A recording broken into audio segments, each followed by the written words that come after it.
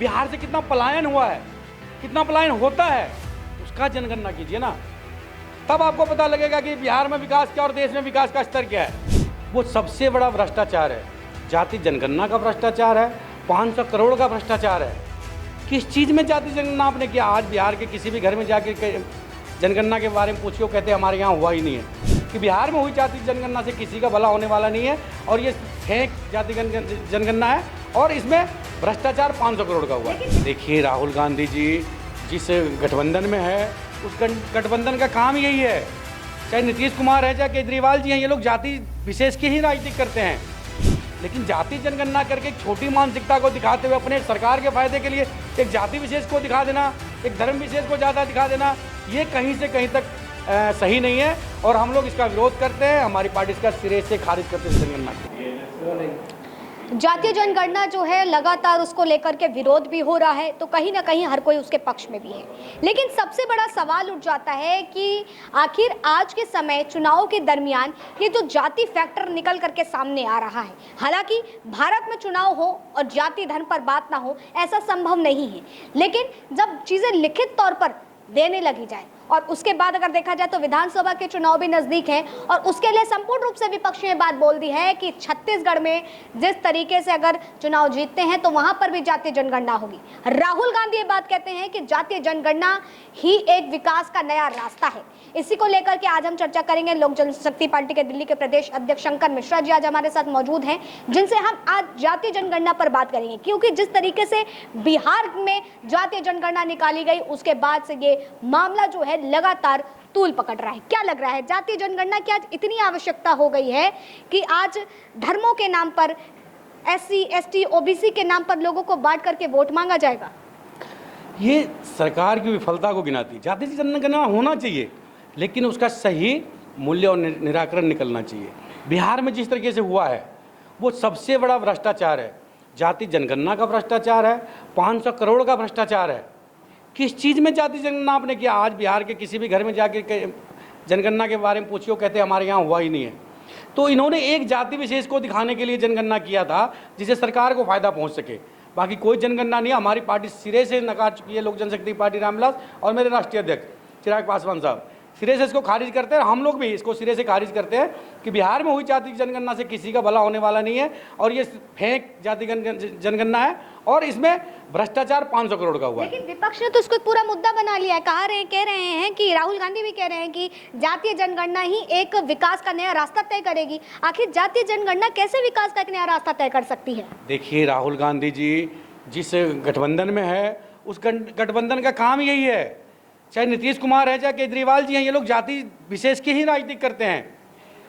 बिहार में नीतीश कुमार ने कितने जातियों को बांटा है, दलित, महादलित, कितने जातियों को उन्होंने बांट दिया। सिर्फ जातियों के ऊपर ही राजनीति करते हैं वो। अरे आपको अगर राजनीति करना है, अगर जनगणना करना है तो कीजिए ना, बेरोजगारी का कीजिए, शिक्षा का कीजिए, स्वास्थ्य का कीजिए। बिहार से कितना पलायन हुआ है, कितना पलायन होता है, उसका जनगणना कीजिए ना, तब आपको पता लगेगा कि बिहार में विकास क्या और देश में विकास का स्तर क्या है। लेकिन जाति जनगणना करके एक छोटी मानसिकता को दिखाते हुए अपने सरकार के फायदे के लिए एक जाति विशेष को दिखा देना, एक धर्म विशेष को ज़्यादा दिखा देना, ये कहीं से कहीं तक सही नहीं है, और हम लोग इसका विरोध करते हैं। हमारी पार्टी इसका सिरे से खारिज करते हैं जनगणना को। मैं इस राजनीति को तुच्छ राजनीति कहती हूँ, क्योंकि आखिर इस तरीके की जो राजनीति है, हम वोट पाने के लिए तो कर लेते हैं सारी चीज़ें, लेकिन धरातल पर चीज़ें गड़बड़ाती हैं।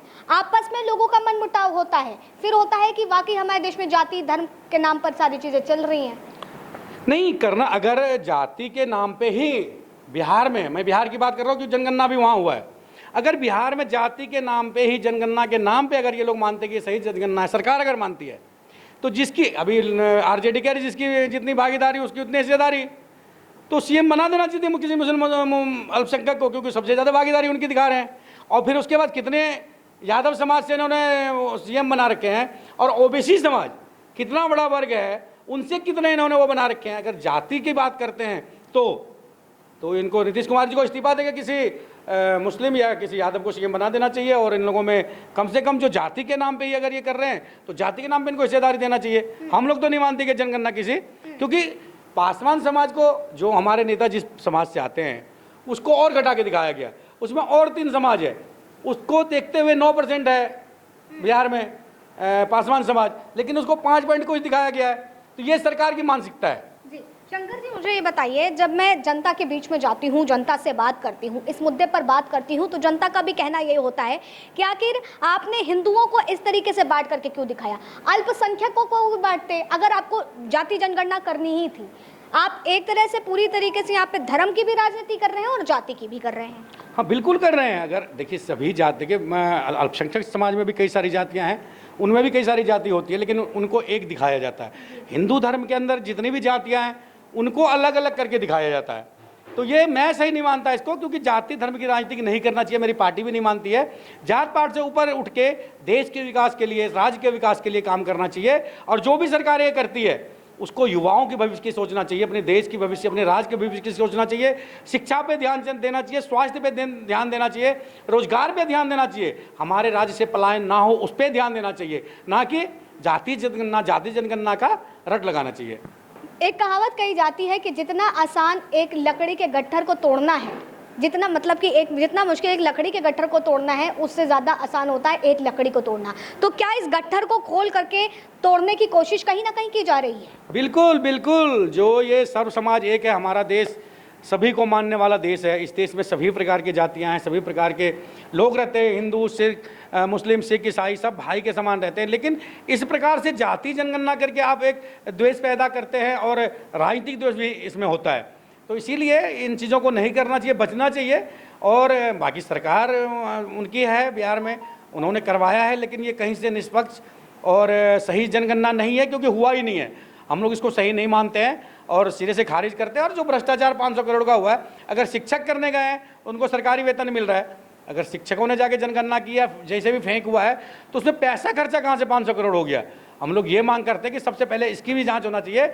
और सरकार की जाति जनगणना का तो सुप्रीम कोर्ट अपने उच्च न्यायालय को अपने संज्ञान में लेते हुए इसको, क्योंकि उन्होंने ही इसको आदेश दिया था, तो इस जनगणना को उनको अपने से सही तरीके से इंक्वायरी करवाना चाहिए। ये तो कहा जाए कि हमारे देश की विडंबना है कि पहली मर्तबा हमारे यहाँ जाति फैक्टर को एक बड़ा एजेंडा बना करके वोट नहीं मांगे जा रहे हैं। पहले भी ऐसा ही होता था, अगर एक पार्षद का भी चुनाव होता था तो उस एरिया में कौन सी जाति की जनसंख्या ज़्यादा है उसके नाम का एक पार्षद खड़ा कर दिया जाता था। ये सारी चीज़ें आज से नहीं, पहले से चली आ रही हैं। लेकिन सवाल यहाँ पर उठता है कि आज जो चीज़ें जो है पीछे से की जाती थी, आज वो लिखित तौर पर सवाल उठ रहे हैं, लिखित तौर पर चीज़ें निकाली जा रही हैं।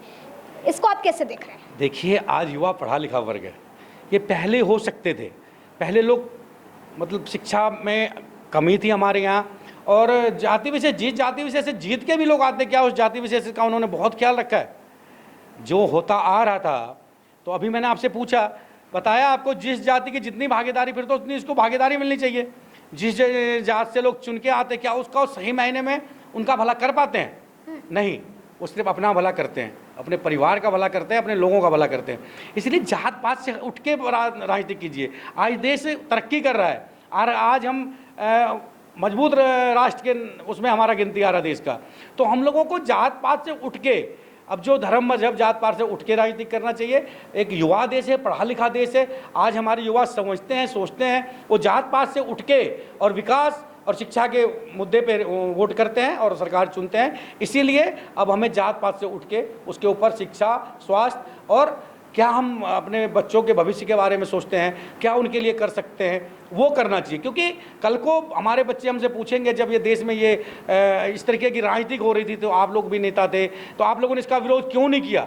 तो हम लोग इसका विरोध करते हैं, हमारी पार्टी इसका विरोध करती है। इस जाति जनगणना को हम लोग सिरे से खारिज करते हैं। ठीक है, हमारे साथ शंकर मिश्रा जी जुड़े हुए थे, जिन्होंने साफ तौर पर बताया कि जाति जनगणना किस तरीके से खारिज होनी चाहिए, इसका विरोध होना चाहिए। लेकिन सबसे बड़ा सवाल यहाँ पर यही खड़ा होता है कि आज भी ये देश की विडंबना भी कहूँगी तो गलत नहीं होगा कि आज भी हमारे देश में एक जाति और धर्म को एक मूल एजेंडा बना करके लोगों को बांटने की कोशिश की जाती है और मतदान करवा करके उसी हिसाब से सत्ता पर राज किया जाता है। फिलहाल तब तक के लिए आप बने रहे न्यूज़ वन इंडिया पर। कैमरा पर्सन अनिश के साथ आस्था तिवारी।